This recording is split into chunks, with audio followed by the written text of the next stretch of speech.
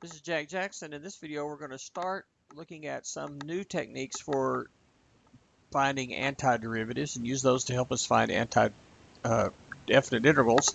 And we will start with this video talking about trigonometric intervals.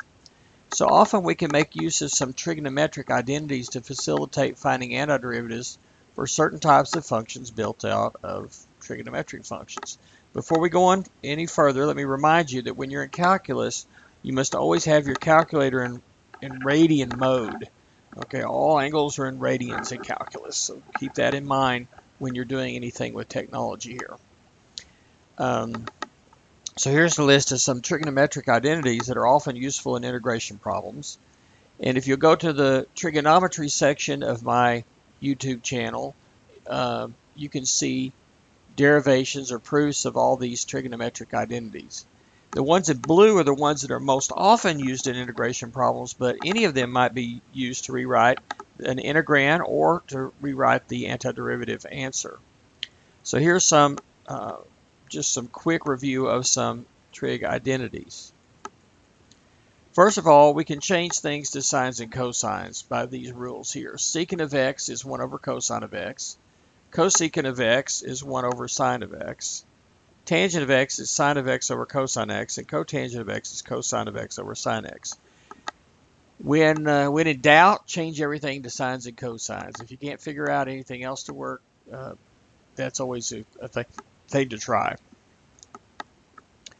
Another thing that is very useful are these Pythagorean identities. These come from the Pythagorean theorem relationships on the unit circle. But sine square of x plus cosine square of x equals 1. Tangent square of x plus 1 equals secant square of x, and 1 plus cotangent square of x equals cosecant square of x. If you can memorize this first one, you can find the others pretty easily. Divide both sides of this equation by cosine of x on the first equation to get the second one, and divide both sides of the first equation by sine square of x to get the last one. The next two are a little difficult to prove, so they're worth memorizing. Cosine of alpha plus beta is cosine alpha cosine beta minus sine alpha sine beta. And sine of alpha plus beta is cosine alpha sine beta plus sine alpha cosine beta. From these, it's pretty easy to get these double angle identities. Just let alpha and beta both be x. And we can see, for example, that sine of 2x is then 2 sine x cosine x. And by letting alpha and beta both be x, we see that cosine of 2x is, well, there's a couple of different ways we can write it. We could write it directly as cosine square of x minus sine square of x. But then by using a Pythagorean identity to substitute in here, we could change this to 2 cosine square x minus 1 and 1 minus 2 sine square of x. We can take these last two, which are equal to 2x, cosine of 2x, and solve them for cosine square of x and sine square of x. And these double angle or half angle identities are now written in this form. Cosine square of x equals 1/2, parentheses 1 plus cosine of 2x. And sine square of x is 1/2, parentheses 1 minus cosine of 2x, close parentheses. These are particularly useful because they reduce the power. In calculus, we're going to be calling these power reducing identities. In trigonometry or pre-calculus, you might have called them double angle or half angle identities because the angle size is doubling if we're going left to right, or halving if we're going right to left. But we don't really care about that because, like, for example, we can let u be 2x, du is then just 2 dx. We can adjust for that too. That doesn't give us a problem. But sometimes it makes a big difference what the power is. So this power reducing thing becomes important for some of the things that we're going to be doing. Cosine and secant are even functions, and that means that if you apply them to negative x, it's just the same as if you did apply them to x. So that means their graphs have y-axis symmetry. And then, but all the others, sine, cosecant, tangent, and cotangent, are odd functions. They have origin symmetry, and if you apply them to negative x, you get the opposite of just applying them to x. We have some sum to product identities. Sine of u plus sine of v is 2 sine of u plus v over 2 times cosine of u minus v over 2.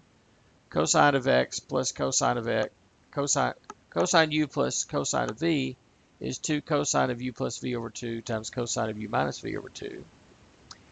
And we can kind of reverse these in a way to get some product to sum identities. And these are actually useful in doing certain types of integrals. The sine of u sine of v is 1/2 cosine u minus v minus cosine of u plus v. Cosine of u times cosine of v is 1/2 cosine of u minus v plus cosine of u plus v.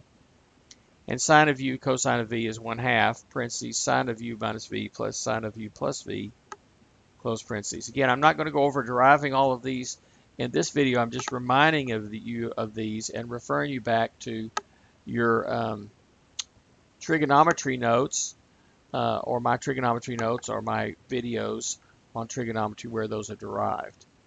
So the first class of integrals that we're going to be looking at is integrals of the form sine to the n of x times cosine to the m of x. And when as long as one of these is a natural number, we're going to see how to do this. So there are three basic cases within this that we're going to talk about quite a bit here. So where we're going to end up using is the basic Pythagorean identity, mainly this one, sine square of x plus cosine square of x equals 1, and one or both of these power reducing identities sometimes. So those are the main things that we're going to be using in this little section. So if m is an odd natural number, that's case 1. If n is an odd natural number, that's case 2. If n and m are both odd natural numbers, then use case 1 if n is bigger and case 2 if n is smaller of the two. And then case 3 is if they're both even natural numbers. So if you got one of them as an odd number, you can split out one of those factors and make it part of the du. So if the m, the power on cosine, is an odd number, positive odd number, split off one cosine of x to put with dx to be du. And then, of course, you let the other one be u, which is sine of x. So after splitting off one cosine x to be du, you'll have an even power of cosine left. So we use the Pythagorean identity to rewrite the even power of cosine as cosine square of x to the k power. So it was originally m's an odd number. You subtract one from it, we get an even number. That even number can be factored as 2 times k. So think of it as cosine square and then to the k power. Cosine square then, by our Pythagorean identity, is 1 minus sine square of x. But sine square is u, sine is u. So this is 1 minus u square to the k. And that can be expanded out into a nice little polynomial in u. And we're multiplying that by u to the n. And we'll be able to work that polynomial out. Of course, the bigger k is, the more work that might be. But at least that is something that's doable. Okay, if n is an odd natural number, then you just basically do it the other way around. You got an odd number of signs, split off one of the signs with the dx to make du, and then let u be cosine of x. Now the way the signs work here, if that u is cosine x, du is minus sine dx, adjust with a negative if you need to out front. And now we have our substitution. Again, you'll have, if you've got an odd number of signs, you have n of them here, factors. You take 1 away, you got n minus 1, which is now an even number. It can be factored as 2 times k.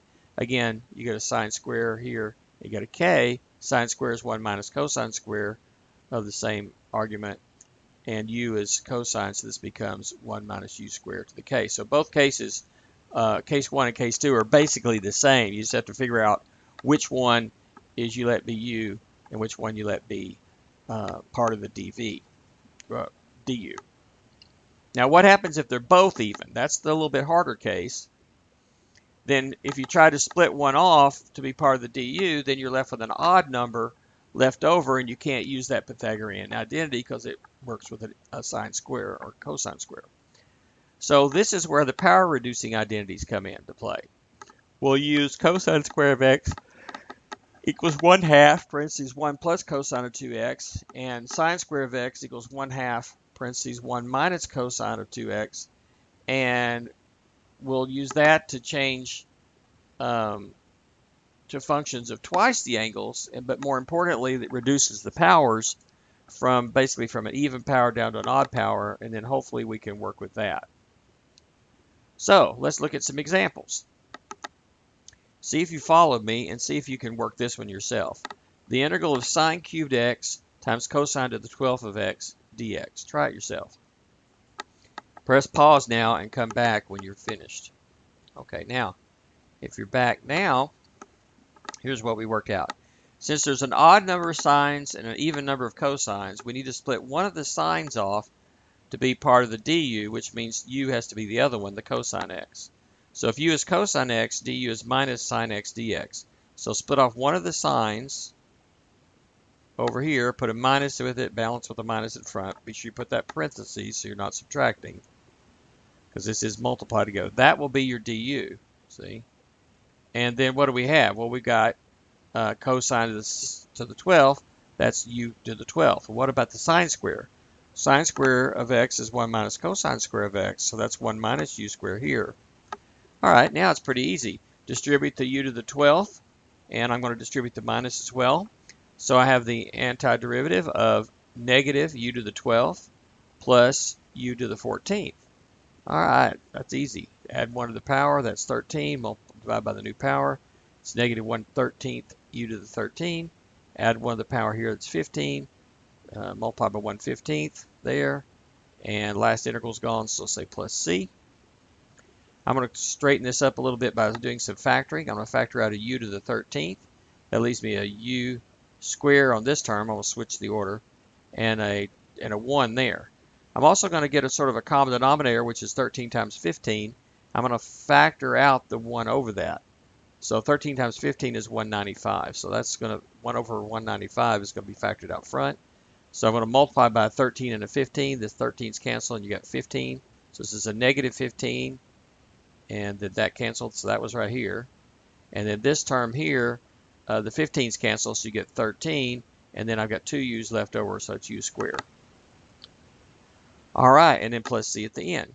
And then finally, we substitute back in u is cosine of x. So this is 1 over 195 cosine to the 13th of x times parentheses 13 cosine square of x minus 15, close parentheses, and then plus c.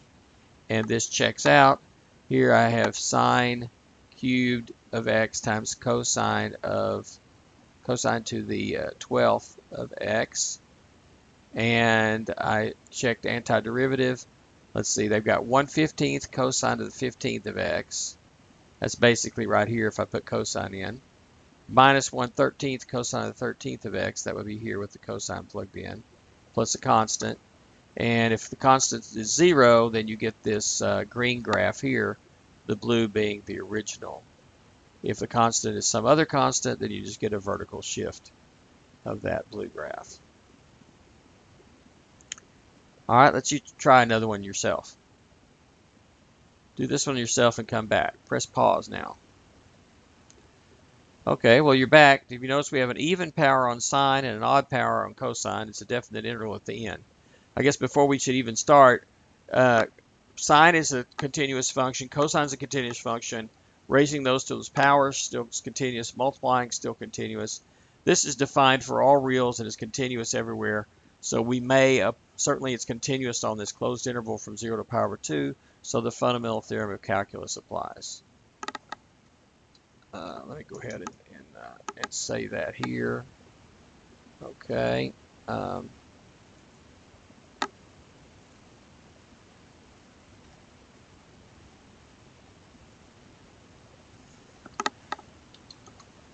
The integrand is continuous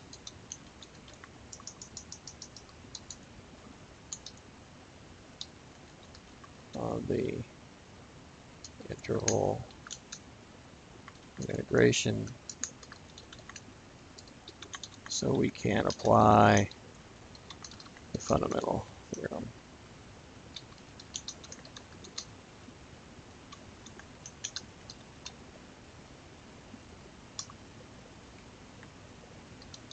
This is a proper interval. Okay, so if the integral is improper, of course, we have to be careful about that, but that's not an issue here. So we can proceed.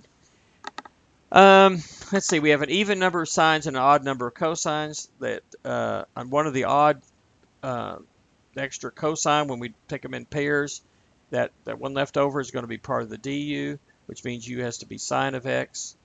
Sine of x is u, du is then cosine x dx. So split one of the cosines off. We have cosines to the fourth left. Cosine of the fourth is cosine square squared. And then we have sine to the fourth. Well, sine is u, so that's u to the fourth.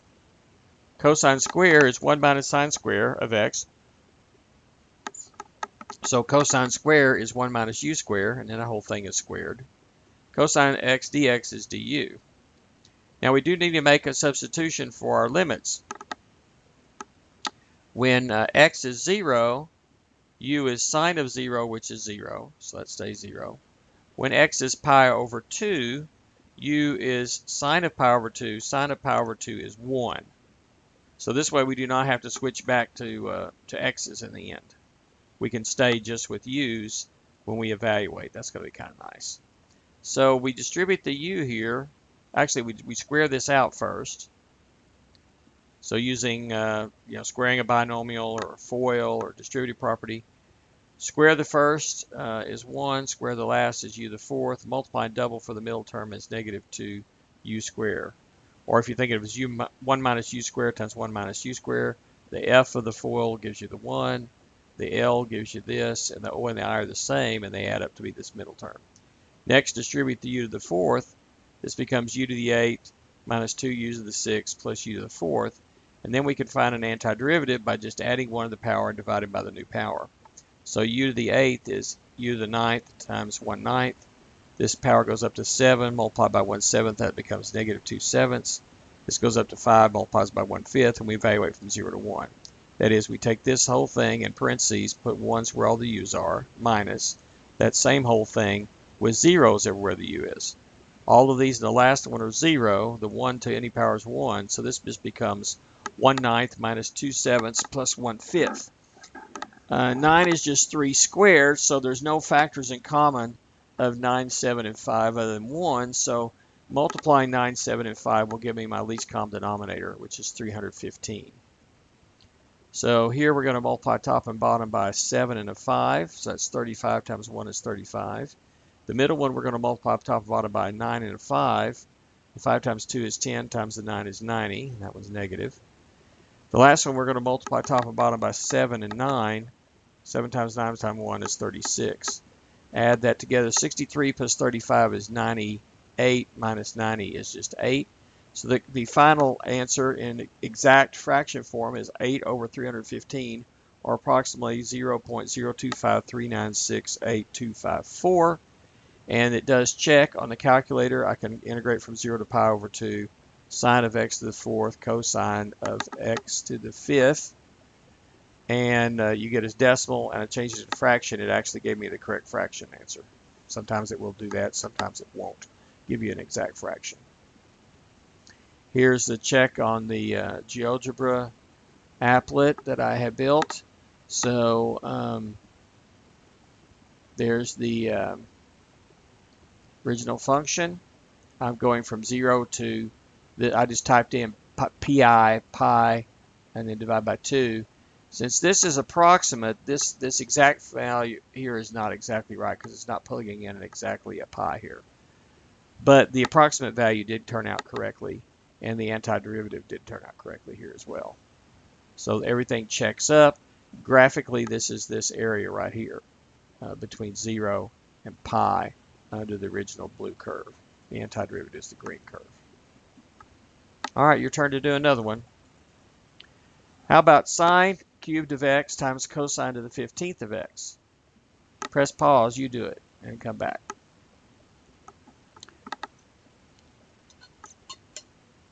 Okay, well, you're back.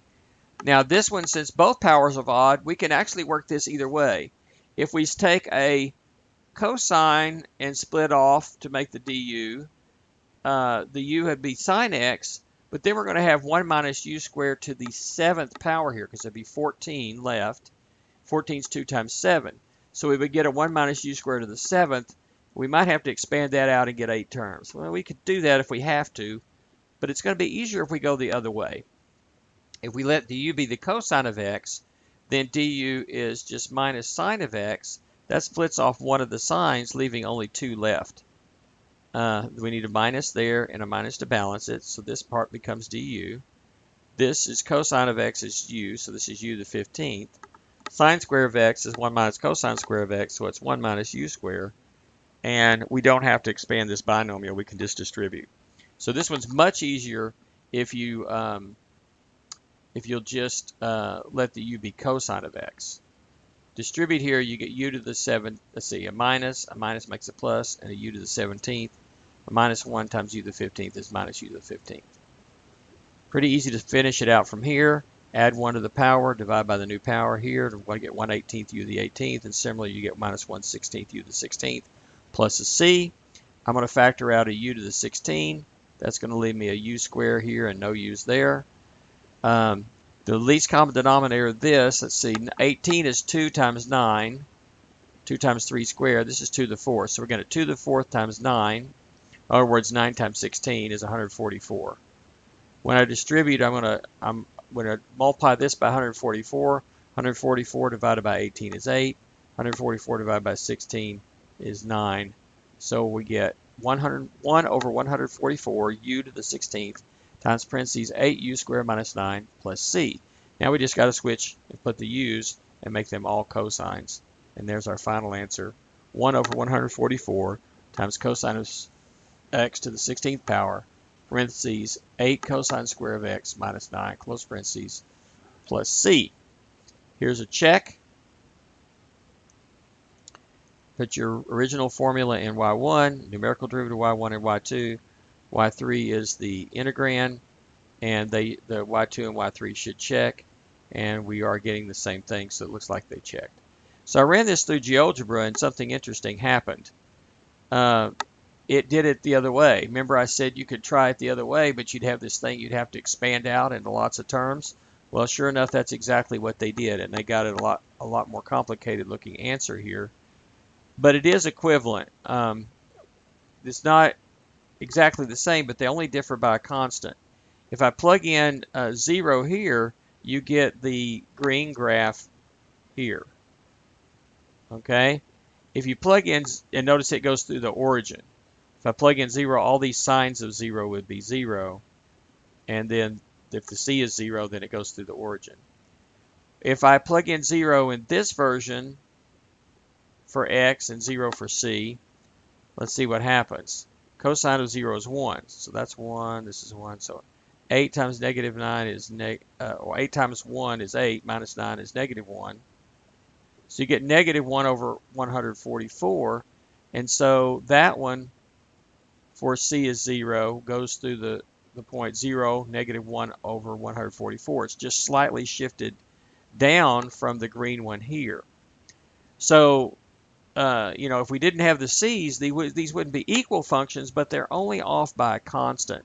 And so since c can be any constant, that's fine. These are the same family of antiderivatives. So sometimes these things aren't the technology doesn't do it necessarily the easiest way. All right, for the next one, this is where I have to use the power reducing identity. Sine square of x, we can't do just a straight substitution. So what we're going to end up doing is rewriting sine square of x as 1/2 times parentheses 1 minus cosine of 2x, and then I brought the 1/2 out front. And then I broke this into two integrals, 1/2 the integral of 1 dx, and then minus 1/2 the integral of cosine of 2x dx. Then I put another 2 here and another 1/2 out front, turning that into a negative 1/4. And now I have cosine u du, which antiderivative is sine of u. Still got the negative 1/4. And the antiderivative of dx is just x plus c there. So I could leave it like that. Or if I wanted to factor out a 1/4, I'd have 2x minus sine of 2x plus c. And that's the distributive property here. The next to last line is the way they did it in GeoGebra here. Notice that we have the sine wave here, okay, and then we have the this one going on here for the antiderivative.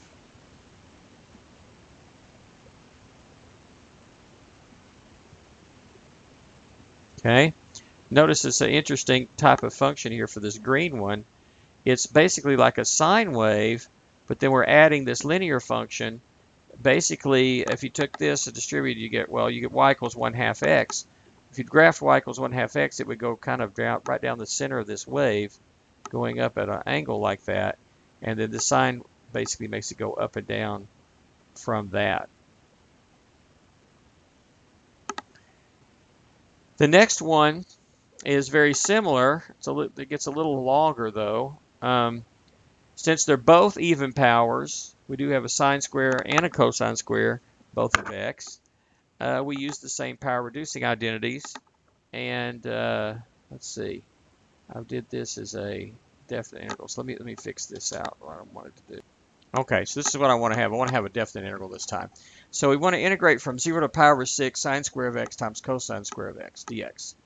So since they're both even, we can't split off one and have an even left, so we can't do what we did earlier. We're going to have to use this power reducing identity thing again. So sine square of x is 1/2 parentheses 1 minus cosine of 2x, and the cosine of square of x is 1/2 times 1 plus cosine 2x. So the cosine has a plus here, the sine square gives you the minus here. 1/2 times 1/2 is 1/4, which I brought out front, and here you have your sum of difference pattern, a minus b times a plus b, which is a squared minus b squared, difference of two squares. So this is 1 squared is 1 minus cosine square of 2x. Well, again, I've got an even power, so I'm going to use the power reducing identity. Again, you might have to do this over and over again. Cosine square of 2x is 1/2 1 plus cosine of 4x. So every time we apply this, we're just going to double that angle. But the main thing is we reduce that power down. Distribute here, let's see, negative 1/2 times 1 is negative 1/2. 1 minus 1/2 is 1/2. And then we have negative 1/2 cosine of 4x. We're going to make that into two integrals. This one is the integral. Let's see, the 1/2 times the 4th is an 1/8, and it's just dx. This one is cosine of 4x. Let's see, 1/4 times a 1/2 is an 1/8. It's negative. But then I introduce a 4 here and a 1/4. 1/4 times 1/8 is 1 over 32. All right, so this one is just x for the antiderivative. This one is cosine w dw, so that's sine of w. We've still got our negative 132. And we're going to evaluate from x equals 0 to x equals 6, pi over 6. So we're going to take this expression, plug in pi over 6, minus, same expression, plug in 0 in parentheses. Let's see, 4 times 0 is 0, times sine of 0 is 0, times this, that's 0, 0 times that's 0. So this last part goes away. This is pi times 1 is pi, 6 times 8 is 48, so that's pi over 48, minus 1 over 32 times the sine of 4 6 reduces to 2/3. So this is 2 pi over 3. Okay, 2 pi over 3 is an angle in the second quadrant when it's in standard form, standard position, and has a reference angle of pi over 3 radians, also known as 60 degrees. And so that's going to be your basic 30, 60, 90 degree triangle, or pi over 6, pi over 3, pi over 2 triangle in radians. And that has sides of length 1, 2, and square root of 3. Over in that quadrant, sine is positive. The y is square root of 3 over 2, square root of 3, and the radius is 2 if you think of as a circle of radius 2. And so anyway, the sine of 2 pi over 3 is square root of 3 over 2. So we could leave it sort of distributed like this, pi over 48 minus square root of 3 over 64, or we could get a common denominator of 1/992, which is multiplying top and bottom of this one by 4, so that gives us 4 pi, and multiplying top and bottom here by 3, which gives us 3 square root of 3. So maybe I would leave it as the final answer, 4 pi minus 3 square root of 3 all over 192, or approximately 0.03838655531. And so here is the way we had it typed in here in the decimal and a TI-84, and here is an integral, and TI-84 gives us the same decimal approximation. Here it is on the calculator. Now, since I couldn't put in exactly pi over 6 here, I said pi divided by 6, but it didn't really do that correctly. So the exact answer is not really the exact answer, but the decimal answer is correct, and it's the same thing. And the antiderivative that we found here is the same antiderivative that we found. Where was our antiderivative? Here it is, 1/8 x minus 1/32 sine to the x sine of 4x plus the constant. So as a definite integral, it's the area under the original blue curve here from 0 to pi over 6. It's this green area right here. All right, here's one for you to try. Very similar to the last one. Sine to the 4th of x times cosine square of x dx. Try that one yourself. Press pause when you're done, and then come back when you're done and hit play. Press pause now. Okay, well, let's see here. This one's kind of long, but it's the same steps. Just be very patient with it and careful. These are both even powers, so you can think of sine to the 4th as sine square, then squared. Sine square, that's one on the inside, is 1/2 1 minus cosine of 2x. That whole thing is squared. And the cosine square of x is 1/2 1 plus cosine of 2x. Now 1/2 squared is 1/4 times that 1/2 is 1/8, which I brought up front. Now we have a 1 minus cosine of 2x. We have another 1 minus cosine of 2x. And a 1 plus cosine of 2x, and it was easier for me to multiply them if I grouped one of these with one of these, because that gave me a nice little sum of difference pattern, which gives me a difference of 2 squares, 1 minus cosine square 2x. And I can just use FOIL here. First times first is 1. O is 1 times negative cosine square. I put it here. Inner is these two here, and last times last is here. Now I did it in this order on purpose. These first two have an odd power, so they're kind of okay like they are. But this even power, I want to get rid of that, and the way to do that is to use that power reducing identity again. Cosine square of 2x is 1/2 parentheses 1 plus cosine of 4x now.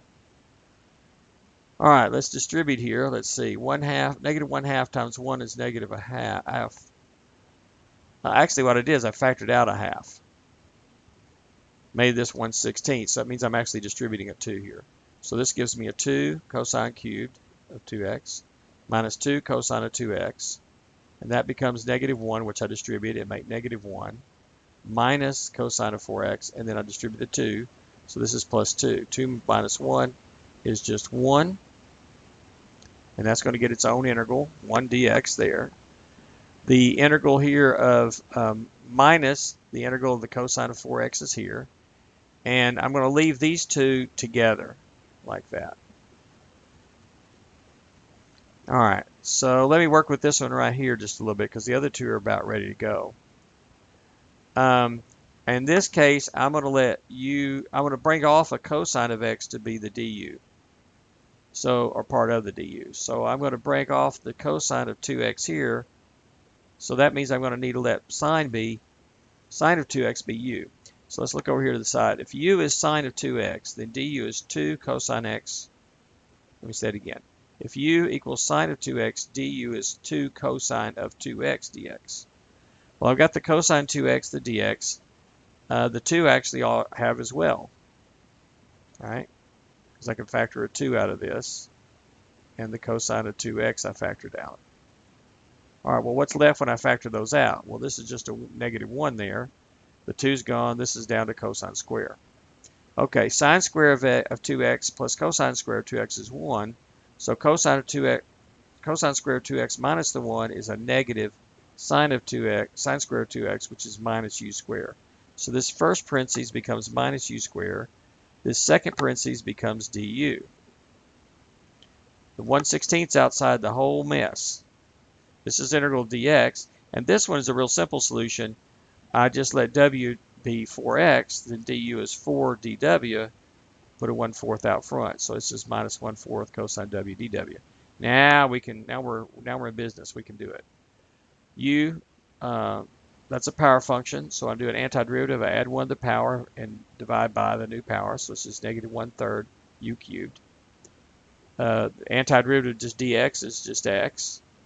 And the antiderivative of cosine w is sine of w. And remember, that's in parentheses times 1/16. My last integral is gone, so I put plus c at the end. Keep that plus c all the way through the end there. And then substitute back in. U is sine of 2x. So I put that. Actually, I just got rid of some fractions first.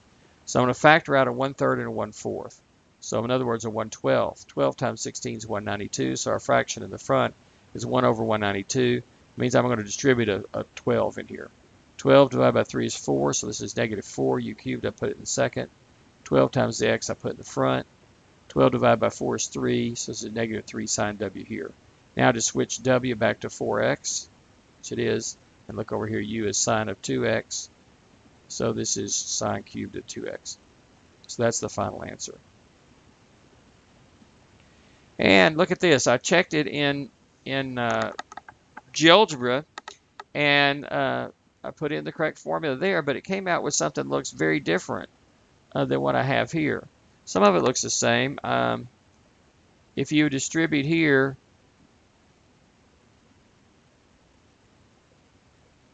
where is it here? Right here. 12 is 9 times 16. So if we distributed this, we get 1/16 x. So that's the same. The plus c is the same, of course.